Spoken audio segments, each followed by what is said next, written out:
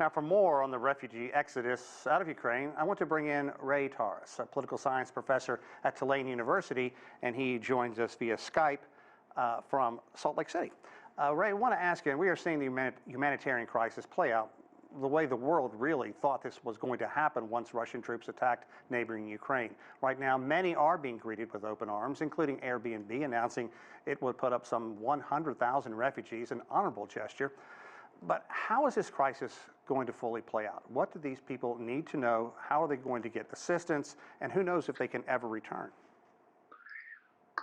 Thank you for having me, Sean. What's happening is that there are up to, let's say, 200,000 already on their way to western parts of Europe, primarily the European Union states. I would add that there were 4 million, up to 4 million Russians who left Ukraine after 2014. One of the incentives was that Putin granted them passports, Russian passports, so that they could move to Russia. The other thing was there were more jobs available for some of these people than there were in other parts of the European Union. In the case of Germany, which was the major country that took in so many Syrian refugees, the welcome lasted for a good few weeks. I think I kind of intuited this from what you had said, and it didn't go further than that in most cases. So there's going to be a fine timeline as to how often Germans will be welcoming these refugees.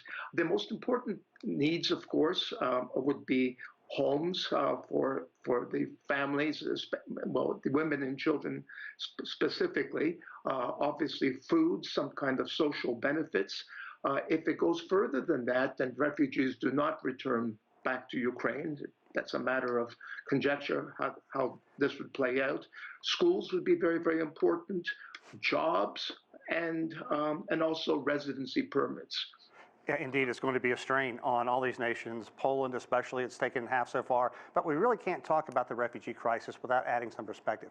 If you think about the people who fled Syria and Afghanistan and various African nations, one U.S. major network said Ukraine is, quote, more civilized than Iraq. The network did offer an apology, but man, compare and contrast the difference, the way people in Ukraine are being welcomed and the way in those other nations that I just talked about. Well, I think the important point is the difference between ethnic Ukrainians and other people living in Ukraine. So I think there can be a return to xenophobia. My argument has always been that Eastern Europe discriminates and acts in many ways in a racist manner, but so does Western Europe. It's not just Hungary and Poland. It's also France and Germany and the Netherlands. So it may be a case of discriminating in favor of ethnic Ukrainians and leaving others who lived in Ukraine high and dry. But who knows how long this warm welcome is going to last? What is going to happen? Can the people who are leaving Ukraine return home? I guess clearly a lot depends on what happens in the coming days and weeks ahead. Yes, it's just very hard to guess, what will happen, how badly cities are destroyed. A lot of this in these initial days reminds me of Chechnya, of Grozny, of how completely destroyed that particular city was.